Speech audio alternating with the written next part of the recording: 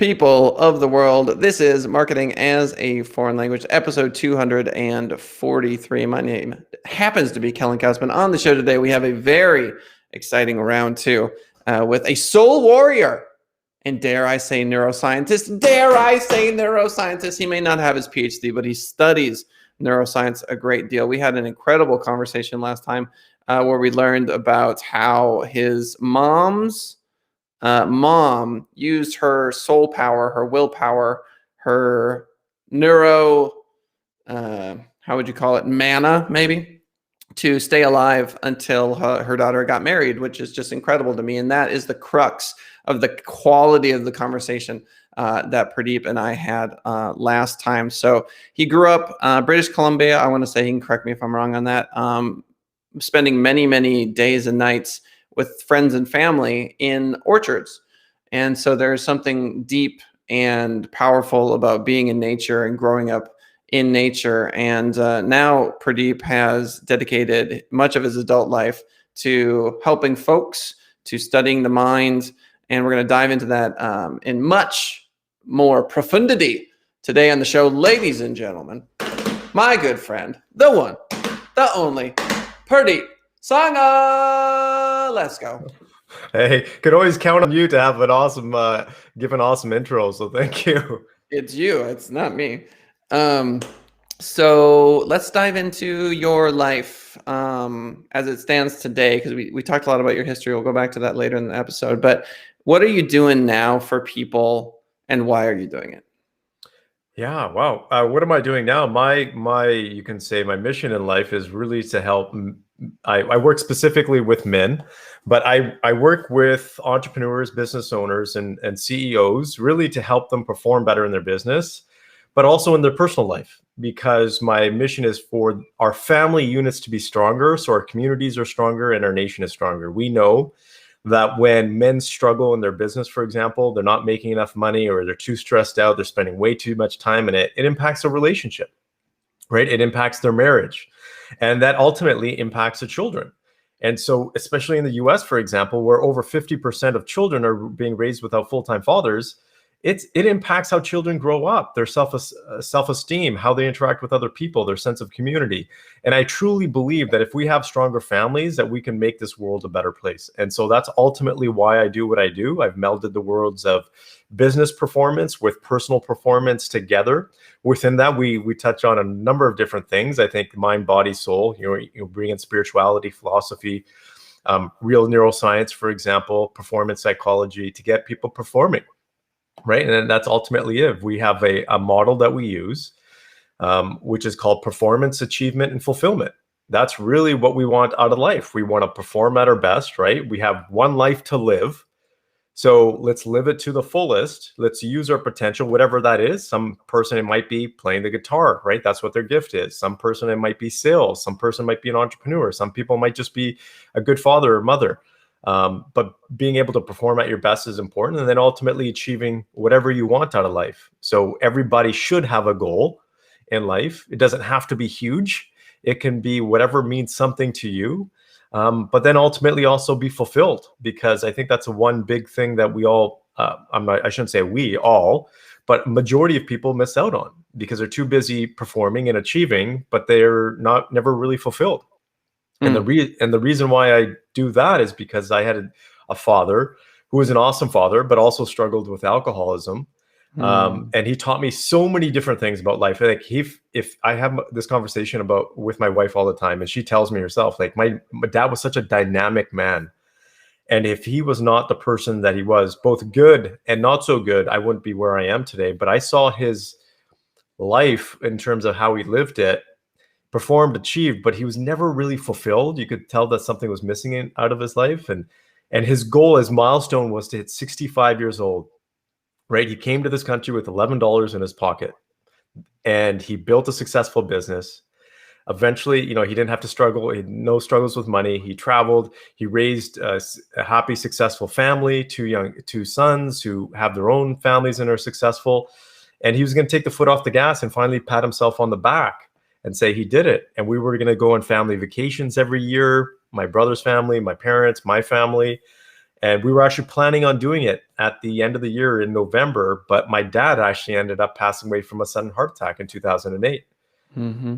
And so that was just a catalyst for me to continue to do the work that I do, because I see people going through the motions of life, but never really enjoying it. Yeah, I mean, I tell you what, my kids are my best friends. Like, we are chilling. I love my kids so much. And it is weird to me when people have relationships with their kids that are like tolerance vibes, where they're like, like they don't really want to be around their kids too much. And it is just, and don't get me wrong, I have my moments with my kids where I go, I could use a break. It happens. But yeah, there's a lot of people out there that just have, really difficult relations. Now, mind you, my kids are 6 and 7, come back to me when they're 13. So I understand that there's a vibe there, based on kind of how old they are. But yeah, they are my best friends. And I was having lunch with someone, I won't mention his name, but he got divorced and he moved halfway across the country. And to this day, he tears up. He's like, worst decision I ever made. And I just cannot imagine. I cannot imagine a world where I am that physically distant from my kids. There's just no way. And your argument about the family unit being vitally important is a good one, and it's an age-old one. I think in the modern family, there is such a thing as a amicable separation, but that is not the norm, right? I know folks in my world now who are fighting for custody, where Child Protective Services is coming in a day early to find the mom completely passed out, like totally high off her mind, and the kids just sitting in the other room, and it's custody fights, and like these things are happening as we speak. And so, how do you solve these problems? I mean, that's kind of what you're after, but don't they need money to hire you to start the process of even helping them? Yeah, well, I would say that the people that I work with, and here's my take at it, right, is to work with men who are entrepreneurs, because again, it's bringing it together. Rarely do guys come to me and say, "Hey, look, Purdeep, I want to be more fulfilled in life." That rarely happens. That does happen with some of my clients who are already extremely successful. They have all the money in the world, but they can't find fulfillment.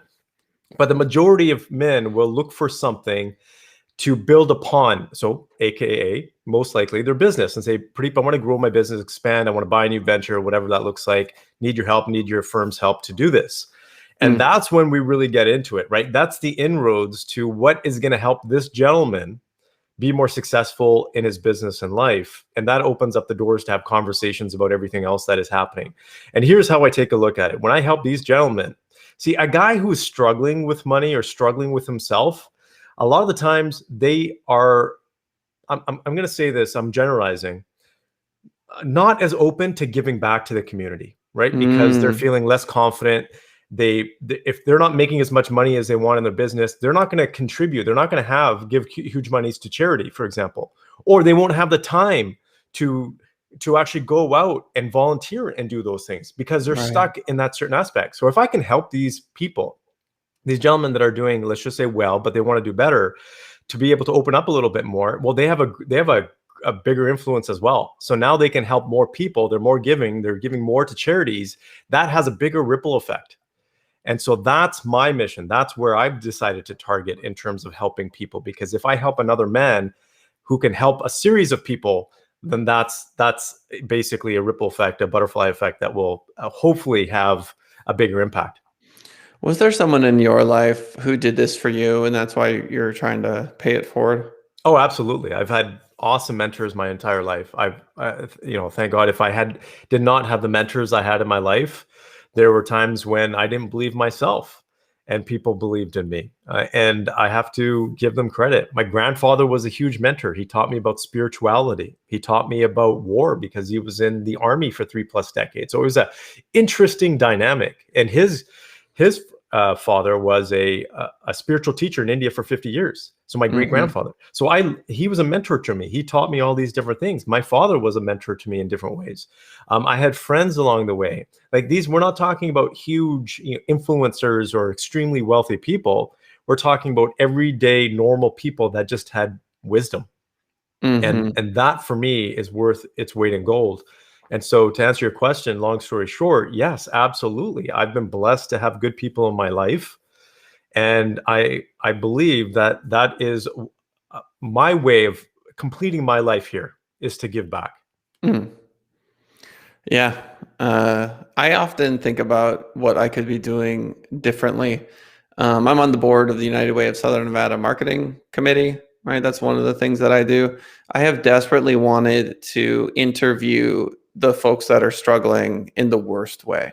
Mm. Because I find myself on this show interviewing people who are successful, and it's all very, this is good and this is how you should be, and they are role models, and or at least they're pretending to be. Mhm. That's the general vibe. And I was on the board the other day, and I keep pitching for them to let me do this, because I want to interview the person who can't make rent this month. I want to interview the person who is like, yeah, I've been eating canned food for about 2 weeks, or I bought that 30-pound bag of rice, and we're still chucking on that one, and Section 8 housing and drug addiction, all that stuff. Like, I really want to go down that road. Maybe I'll just do it myself and not do it through the United Way, and just kind of start that. That might be something to consider. But do you ever find that in your life you just get into these bubbles, right? That you might find yourself, and you work for it to get into an affluent bubble, and then you find yourself surrounded by successful people and out of touch from those that are impoverished and suffering in that way. Yeah, I would say the people that I hang out with are not those type of people. And I very purposely have done that. When I work with certain individuals and I find that, I don't, in all honesty, I don't work with those individuals anymore. I used to when I first started and I needed the money, but now I have a choice. If I get an arrogant feeling from someone, I just stay away from that person. It's not worth it to me. I've actually said no to clients because I just don't want to have that energy. And that's not the energy I want to be around. So everybody, like all my best friends, the people I spend the most time with, are real down to earth people that came from nothing, right? All my best friends worked their butts off like I did. We were physically doing work on orchards and doing stuff like that, not fancy stuff. Our parents came from nothing.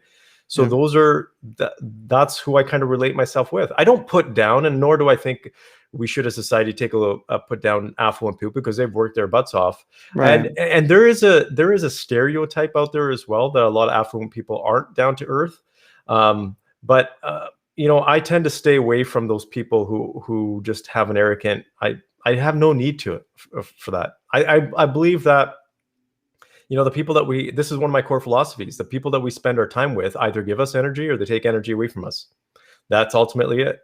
And I will spend time with people that give me energy. And typically that's not money. Money doesn't give me energy. That doesn't, you're not going to pump me up with money. But if we have conversations about how we can help people, if we have conversations about being a father or a wife or relationships or helping animals or certain things like that, that's what gets me pumped. Yeah. Yeah. No, I get that. I understand that. I recently have gone from a social circle that was like NASA engineer, Bill and Melinda Gates award-winning professor, multimillionaire VP. Like, these are the people I'm hanging out with, to like McDonald's employee in one of the roughest parts of town. And when I drive over there, I'm going to see homeless people. Like, I already know it because it's a street in Vegas where there are always homeless people. And so I bring waters because I know they're going to be there, right? So I bring waters for the homeless, and I drive by, give them water. I was driving the other day, and there was a woman that was parked over. Dude, it's got 108 degrees in Vegas right now. Like, good luck surviving. I mean, it's just so brutal. There's this woman on this mattress, and I pulled over and kind of did hand the water out the window thing, and she's like, I can't. And I was like, okay. So I, whatever, put on the emergency lights, get out of the car, hand it to her, go back in the car, and my passenger was like, she doesn't have legs. I was like, I didn't even notice, right? She was just on this mattress, no legs. So because of what's going on in my personal life, I'm being exposed to more and more situations that I simply would not have been in previously. And I'm talking to people I would not have spoken to in that other world, that that other life I was living. And so the universe, God, higher power, whatever, my personal experience is vastly different. And I'm being shown these things at this point in my life. Who knows why? But it's definitely a different picture that's being painted in front of my eyes. And part of that motivates me to do what I talked about earlier, which is to do like an interview series with folks that are going through this stuff. I don't know. I'm just drawn to that for whatever reason. Well, I think there's a point in time, and I see this quite a bit as well, that even with, we're talking about the extremely wealthy people, is that, they've got all the money in the world. They've built masses of enterprises. They're, the richest families on the block. People look up to them. They have huge influence, but then they see like, what's the real purpose in life, right? Like, what is the real meaning? And they can't drive. Regardless of what they do or how much money they spend, they can't get enough satisfaction. And that's when they realize that there's more to life, right? And it really comes down to giving. A simple thing like saying hello. This is something that changed my life forever. Actually, there's two instances. One was in 2008 or 6 when I went to India. First time as a grown man, you can say. And I was walking down the street and I looked over because something caught my eye. It's like a shadow. And I looked down and there was this child, probably 8, 9 years old, crawling on the ground, and it's dirt, gravel, like filthy. And I was just like, okay, what's happening here? It took me a while to comprehend, but this child had no arms and legs, literally. Wow. Crawling on, I don't even know if it was a boy or girl, his or her torso. I can tell you that moment changed my life forever, because I said to myself, I will not complain about what I have or don't have in life, because look at this. Here's a child, right? This child, I don't know if the child had parents or not, but I was just so hit by that I was just like, oh my God. My brother was with me on the trip, and I remember him saying like he literally felt traumatized coming out of that, because from a foreign Western world, going to that and seeing poverty at that level, it's an eye opener. So that was one thing. And the other thing is this gentleman that is extremely successful now. And we were having a conversation where at one point of the time as an early adult, he was homeless. And he said that the biggest thing for him that really just shook him at the core of his soul wasn't the fact that he had no food or money or was sleeping on the streets. He said it was basically the fact that people walk by him and not acknowledge him, and he felt invisible, like he didn't exist. And when I really took that in, I was just like, wow, like I would go and give people money on the streets and do stuff like that, but just the acknowledgement that they exist, just the acknowledgement that they're a human being, that you can have a conversation with them, that to me was just so powerful, because I'm like, wow, how many people are living like that? And to feel like you don't exist, he said, that is the worst feeling ever, because you're powerless, right? You don't exist. There's nothing you can do. And so that was a big eye opener. So I think we take a lot of things for granted, but these are the moments, like you said, why does it happen? I think there's a reason for everything that happens. And maybe it's to have a conversation like this. So listeners, when they listen to this, that they're impacted in some way, and it becomes a ripple effect. Yeah, of course. Yeah. And, I find myself frustrated with the universe at times, just going like, this is permitted. This is okay. This is allowed within the matrix. The code allows for this. The code allows for this kid to have no arms and legs, to be crawling on filthy ground. Like that's okay. To the designer of this particular hologram we find ourselves in, like that's permitted. That's frustrating at times. And the only thing that makes any sense to me at the end of the day is that we can't be these bodies, right? And these bodies are just vessels of learning, right? This is the incarnation you take to be able to take the test, because if the soul is eternal, then how do you change an eternal thing? Well, you have to subject it to the craziest things ever. I mean, like to really fundamentally change a soul, an experience like being a human on earth is going to do that. It'll change the soul itself. I mean, it's such a powerful experience. I mean, the love I have for my kids, it's transcendent. I just cannot explain. My dad who died when I was 2, I see my dad and my son. My mom who died when I was 26, I see my mom and my daughter. Just it's so unfathomably beautiful because of how horrifying it is. For people to get up and move through cancer and move through heart attacks and move through economic, pandemics and everything that we do as people. Even if you're the wealthy guy, I think I told you this last time. I met someone who was working for one of the wealthiest men in Nigeria, and she asked him, like, outside of your gates are starving children, and you have 7 Bentleys, like, why don't you go feed them? And he said, I would rather oil and salt up all my money in cash and eat it than give it to those people. So that's where he's at. For us to live in that world, you can be that guy, but it's a diamond in a dumpster. You know what I mean? So even if you're a billionaire, even if you're Bill and Melinda Gates, even if you're whomever, Bezos, dude, you're still mortal. It's still going to break down. It's, the body's going to have its way. There's still cancer. There's still all this stuff, So I don't like being in the mindset that this life is tremendously difficult, because there are moments when it's not.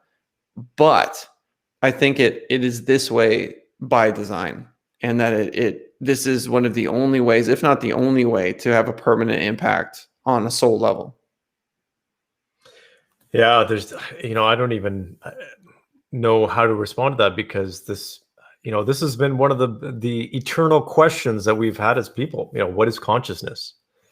That, and what, how does the brain work, and what is consciousness, and what is the universe? Those are the 3 ultimate questions that people have never really been able to put an answer to. And the soul is a big part of that, because it connects everything. And so I don't know how to answer. I've spent countless sleepless nights thinking about this at an early age, when my grandfather would talk to me about spirituality, about the world, about life, about universe, about karma, nirvana, all these kinds of things. And I never came to an answer, and I don't think I ever will. And I think that's the one thing that I talk to people about, because I get this question a lot. What is the meaning of life? I don't know. I don't know, but I do know one thing, is that we're here to live it to the fullest, right? We're given this opportunity. You might as well make the most out of it.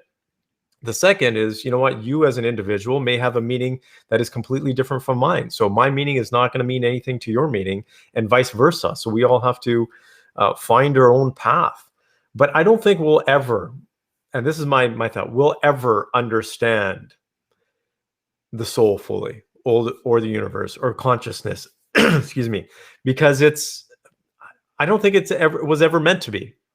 Right. And I think, and here's the one thing, here's something that I learned before, as part of my studies. I spent a lot of time at Disney, at their institute, studying how Disney operates, how they function as a business unit, how they create the experience that they create for their guests, or the customers, you can say. And one of the things that I realized, that when you come out of there and you understand exactly how Disney operates, right, it takes away the magic of things, right?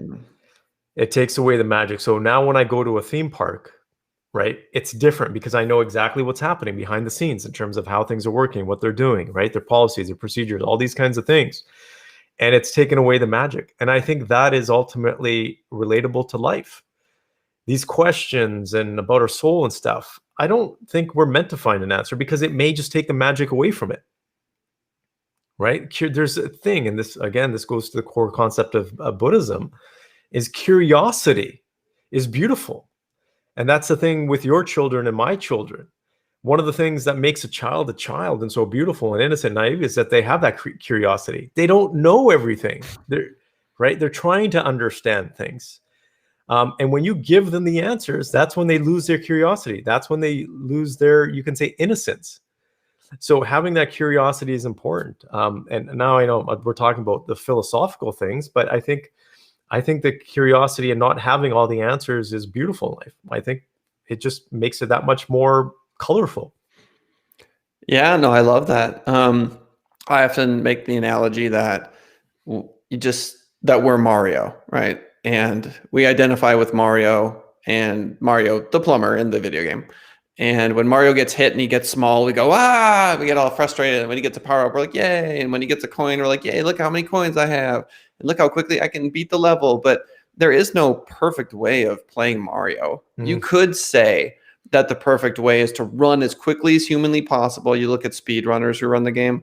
And there's something called tool-assisted speedrun, where literally a computer will play a game and it'll do it optimally. Like, this is the fastest you can complete this level. These are the most points you can get for this level. And you can literally watch it played perfectly, in quotes. But that's not the perfect way to play. But the perfect way to play is to, like, be 5 years old and jump in the pit and go, oh, I died. Ah! And then you start over again. And you're like, oh, when you touch that guy, you get small. Oh, okay. It's the learning. It's like, so to look at just that kind of crude example illustrates a number of things. Number one, you are not Mario, right? You are the person playing Mario, even though you identify with Mario, right? So that's how I would say the soul operates. It's extra dimensional. It's outside of the matrix. So even if you're really concerned when Mario dies, you're not actually dying, right? Like, it's the pixels on the screen that die eventually. So that's number one. Number two is getting all the coins is fine if that's what you want to do. Go get all the coins. But there's a lot of people who, like, run through the game. They're like not as worried about the coins. They're like, I'm just going to get to the end of the level. They're more concerned with speed or more concerned with whatever. And so there's a lot of different ways that you can go about it. And the third point is that there are a lot of Marios. A lot of people playing Mario thinking they're Mario, right? I think I'm Kellen, like I'm the only one, right? Like, as if there aren't possibly other dimensions where there's other people playing the game of Kellen as well. Like, it's definitely me and no one else could possibly be. It's like, yeah, dude, there's billions of people who played Mario, billions of people who've played Link, in The Legend of Zelda and all that stuff. So I'm not even convinced that what I consider to be me is me. And I'll make one final point here, which is, in case anyone's wondering why we're talking about this and not marketing, this to me is 2021 best practices in marketing, which is the people that want to work with you, when they actually get to know you as an individual, are going to be more inclined to look at what you're selling. It's not a sales pitch. It's actual human conversations about the fundamental truths of the universe sometimes, and sometimes about, like the score of the football game, but it's about authenticity and getting to know somebody. So anyway, we've got about 3 minutes left. Purdeep, I want to give you a chance to talk a little bit about your service. You've done that already, but I'm going to give you one more shot to tell us a little bit more about it. Yeah, absolutely. So we basically have a full service advisory firm. So we work with business owners, entrepreneurs, family enterprises to grow their business. B, if they want to buy a business. C, if they want to sell a business. And D, if they want to start a business. So we are literally your long-term strategic advisors that help you in all those areas, from marketing to sales to operations to the financial aspect. We brought it all together because we find that most businesses are kind of disjointed. And so that's basically what we offer. And I work specifically with men because I bring in the performance side. We bring in the neuroscience to get people to be able to think better. So make better decisions, be more creative, have better relationships, have stronger impact on their staff and on our family members, their wives, for example. And actually, it's really cool. Long story short, if I was to bring it together, if you can increase your performance in all levels by double, let's just say, and what would that do for your life ultimately? But at the end of the day, here's what we offer, is a way for you to actually have the life that you want. And that means being fulfilled. Because if you go through all of that and you're not happy, if you don't have the emotional states that you want, well, our job isn't complete. So that's ultimately what's the point. I want to get to a question we got in chat.